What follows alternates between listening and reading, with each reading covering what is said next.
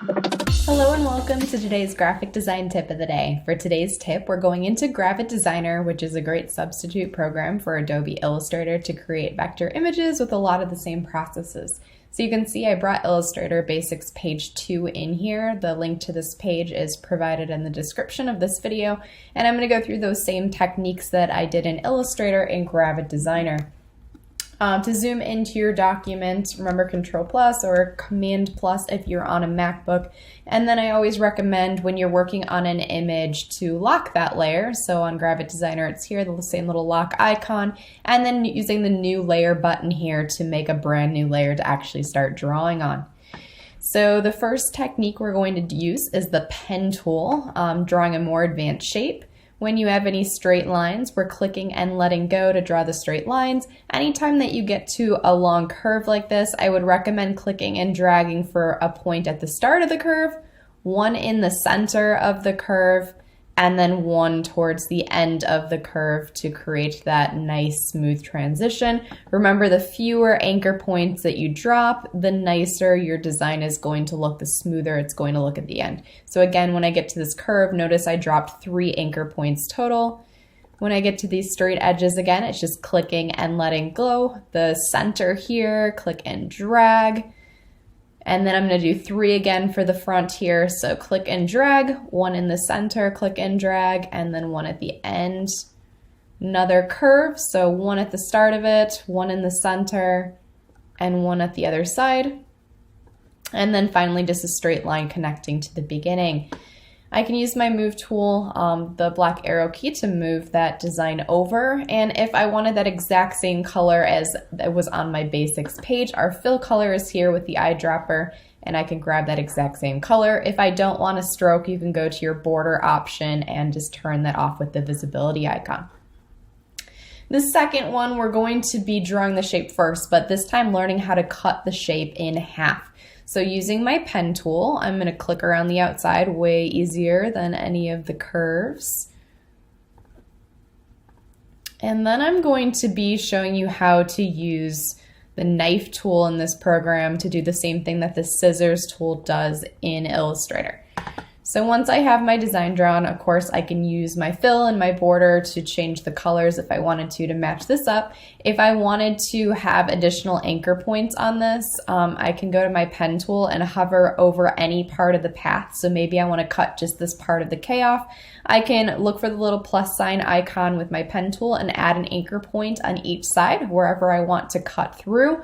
But if I want to go straight down the center, you can see I already have an anchor point at the top and the bottom. So if I grab that knife tool here at the top menu, click on that top anchor point and drag down to the one that I want to cut through.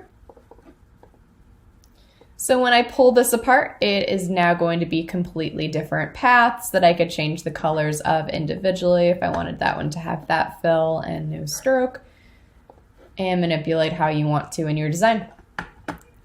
The next one, we're going to be creating this shape using the actual shape tools. There's going to be one extra step that we do in here that we don't do in Illustrator.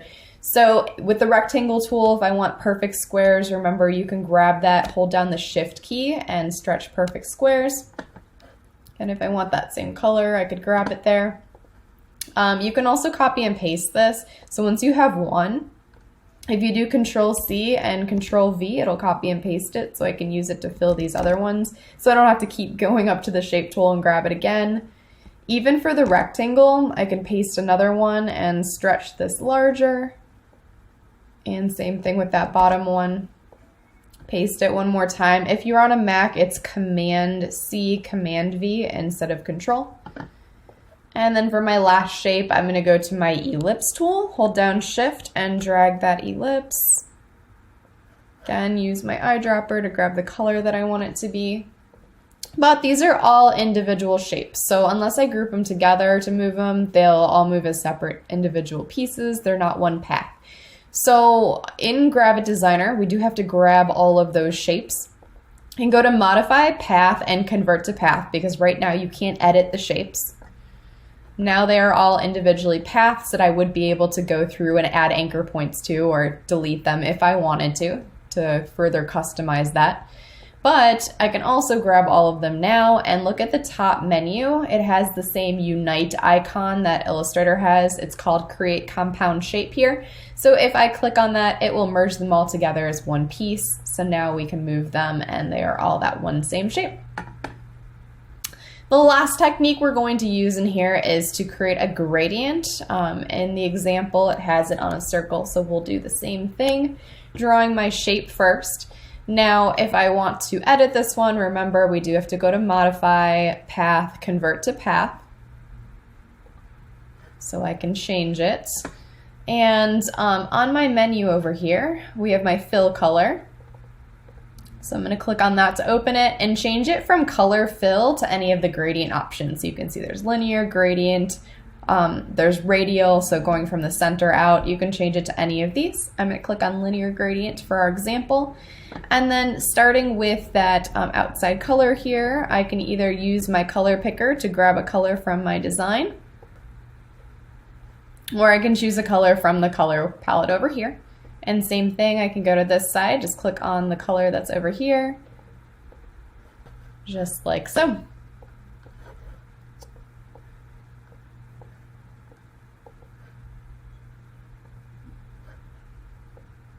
And if I want to change the angle of this gradient, all you need to do is grab those two handlebars and you can move them to whatever position you want them to be on your shape and you get the same result.